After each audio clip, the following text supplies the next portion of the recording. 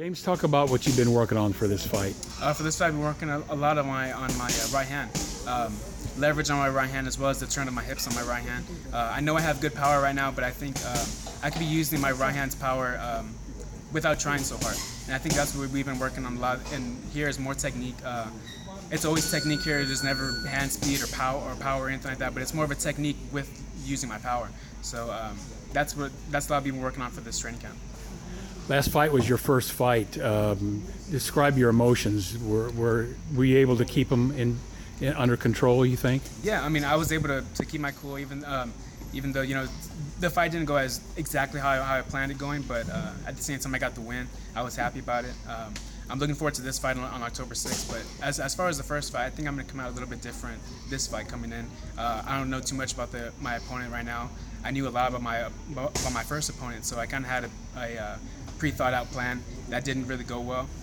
He didn't come out the way I expected him to, but I think not knowing too much about my next opponent gives me the opportunity to adjust in the ring like I need to, and just be able to do me in the ring.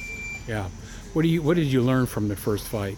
The first fight, I learned that experience is everything. You can know a lot of stuff about boxing. You can be one of the smartest boxers, but at the same time, you actually have to execute.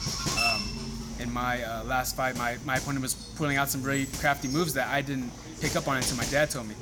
He was trying to win the last 10 seconds of the round, and I didn't realize it. I didn't pick up on it until my dad told me, and maybe at the end of the second round he told me that. And it opened my eyes up completely, and I realized, he actually has a game plan, even though he's not doing too much. He actually had a game plan going in, and that's just stuff that you learn on the job. You can be in the gym all day, but that experience in the ring and in the actual fight is something that you can't teach. Okay, James, talk about what kind of a fighter will your son be this second fight? Will he be any different than the first fight? How will he be different?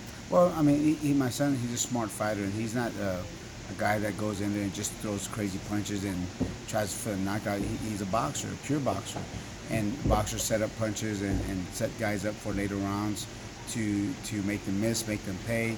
But one thing I told my son about 4-round fights is you can't be too patient. You can't be waiting around too much. So there's times you got to be aggressive. There's times when you got to box a little bit, but you cannot be the pure boxer that you like to be. Sometimes you just got to be able to go in there and just let your hands go.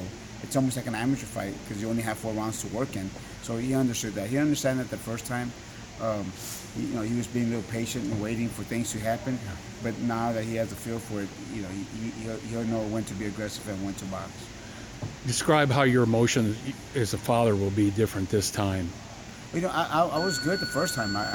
Before the fight, of course, I'm nervous for him and I'm anxious for him. But once I get in the corner and it's fight time, I'm the trainer. I'm not the father anymore. And I teach him and tell him what the things to do that is going to make him win and not get him hurt, because I tell him go in there and be aggressive. It's okay if you get hit, but you got to let your hands go. I'm being the trainer above the father when I'm in the corner.